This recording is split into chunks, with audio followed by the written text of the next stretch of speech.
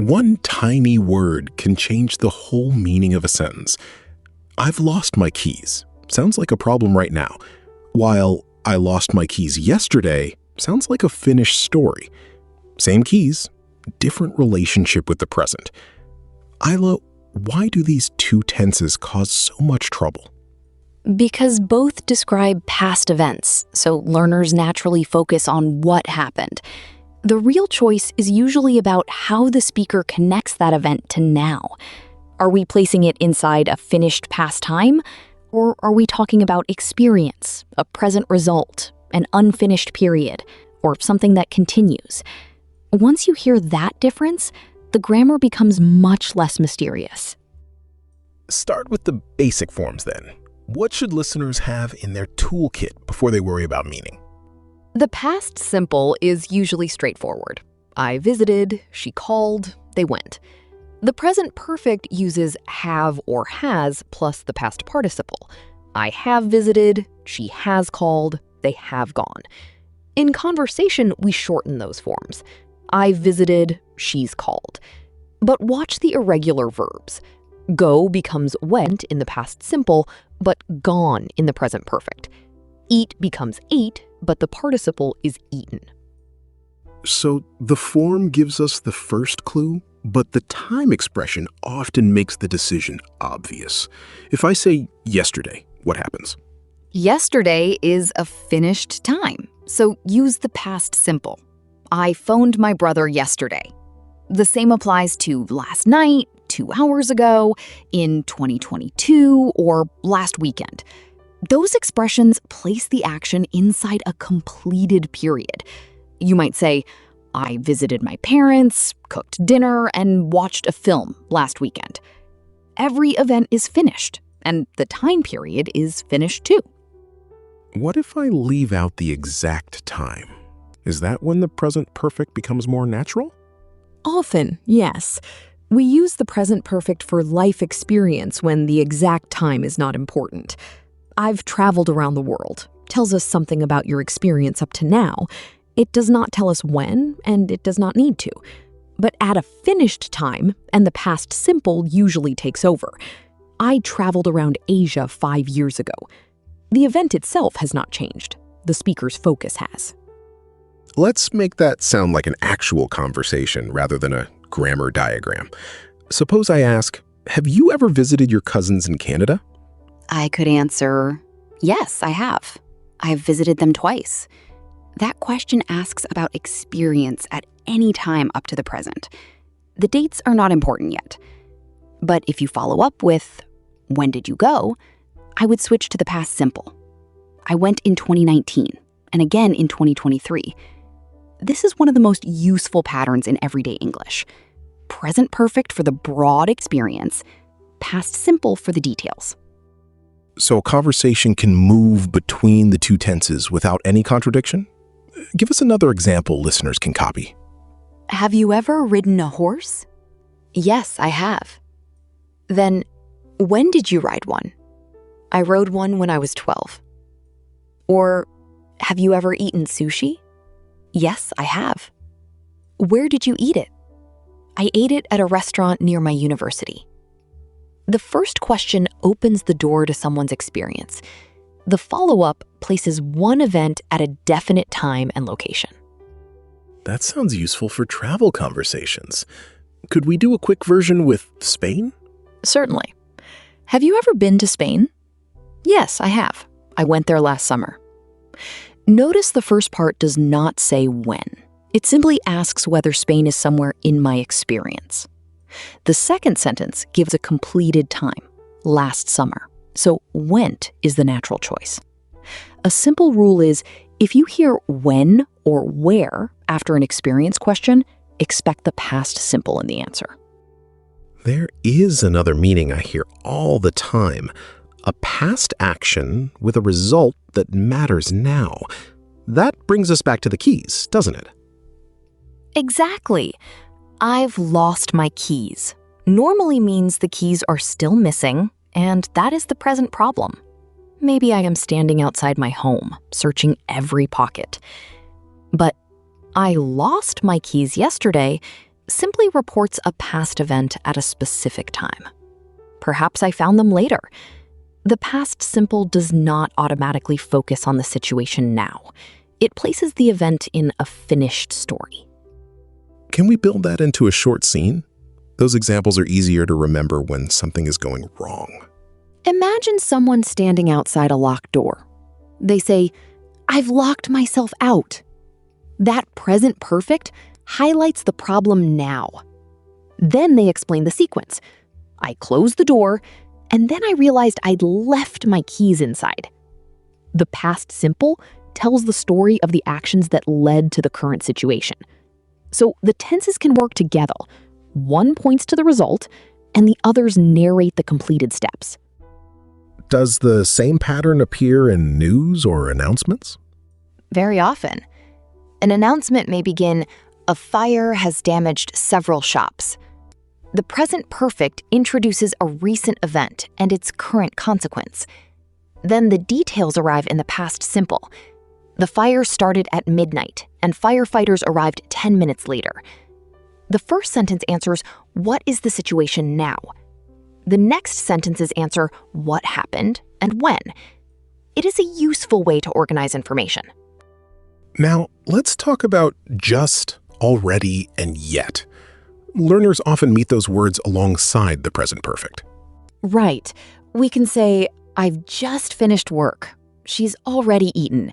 And "Have they arrived yet?" A negative answer might be, "No, they haven't arrived yet."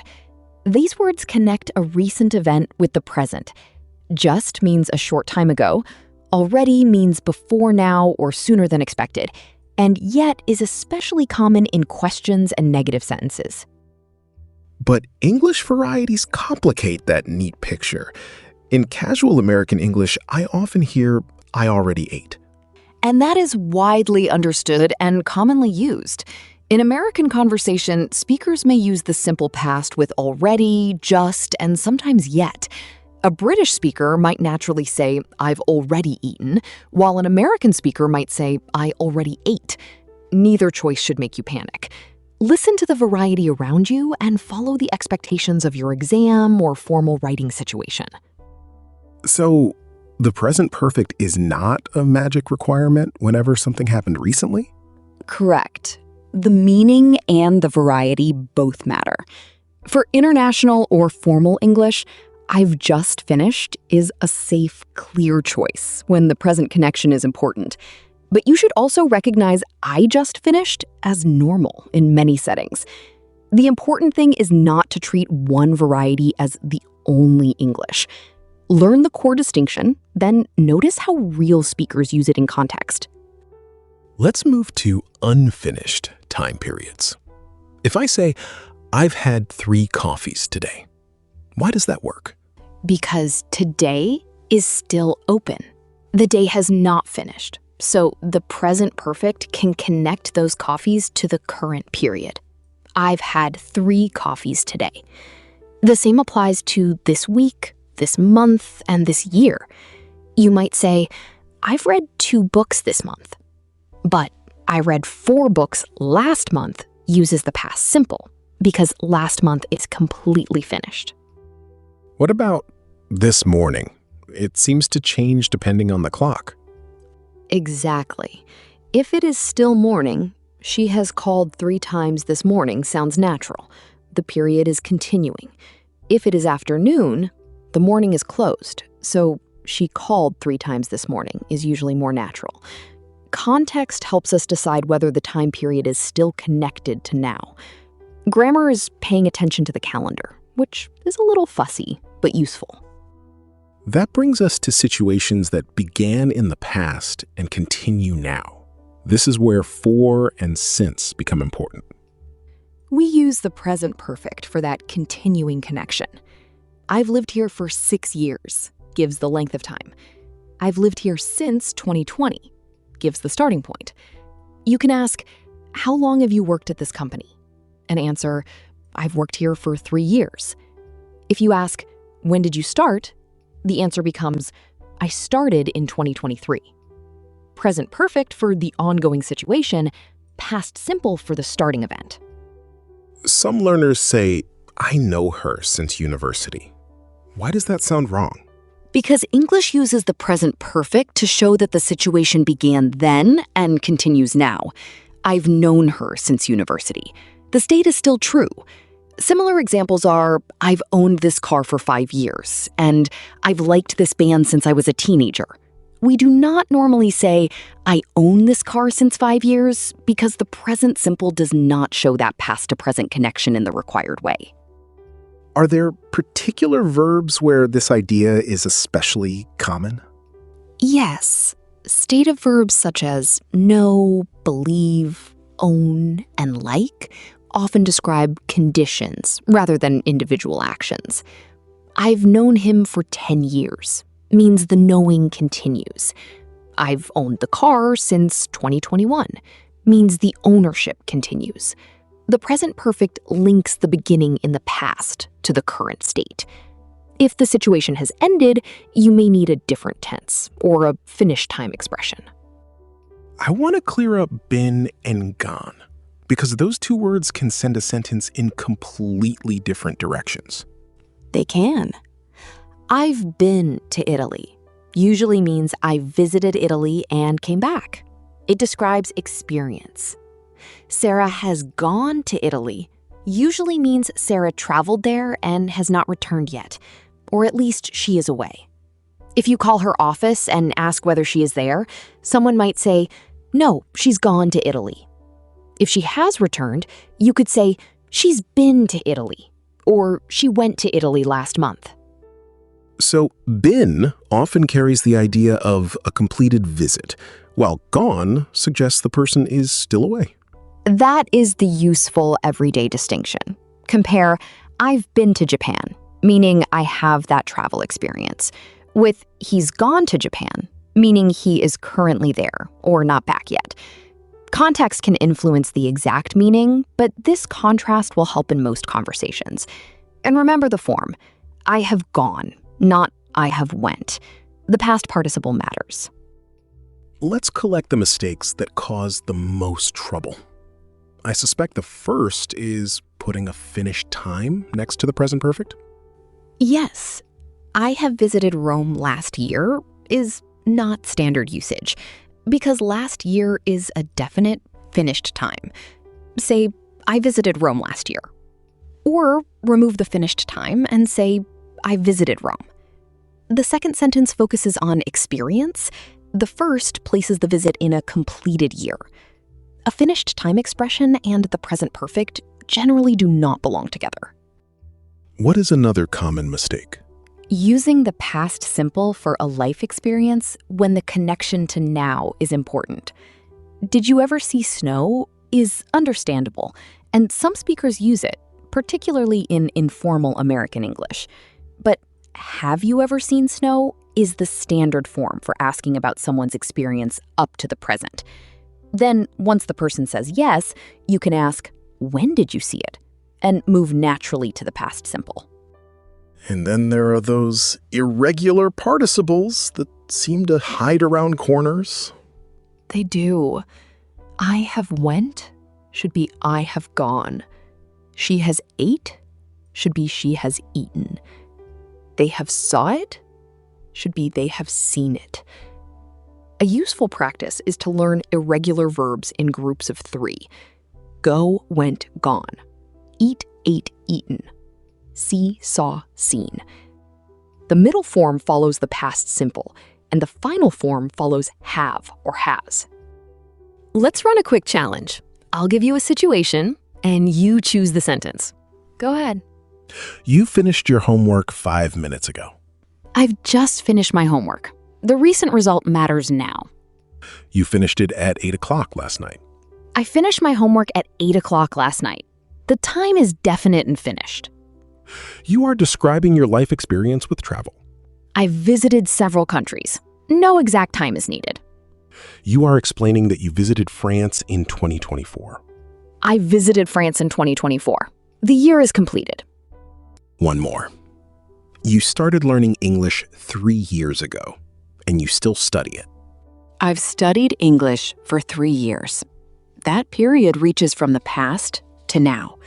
But if you are telling the story of your first class, say, I started the course 3 years ago. The first sentence emphasizes the continuing activity.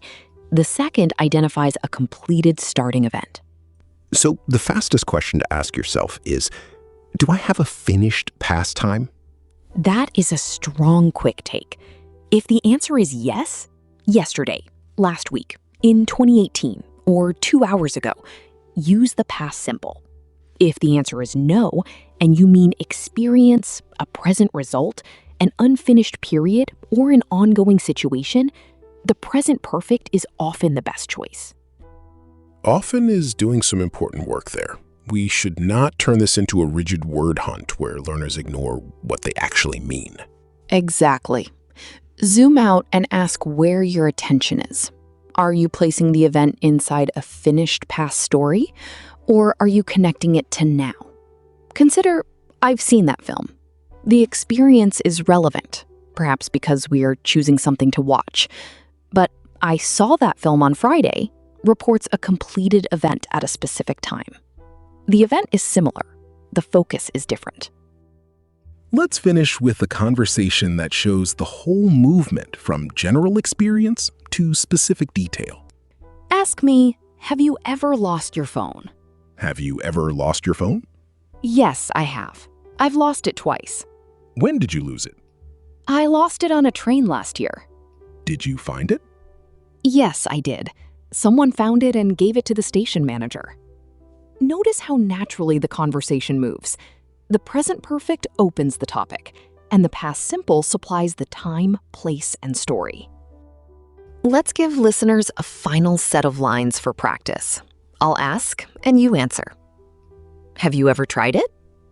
Yes, I have. When did you try it?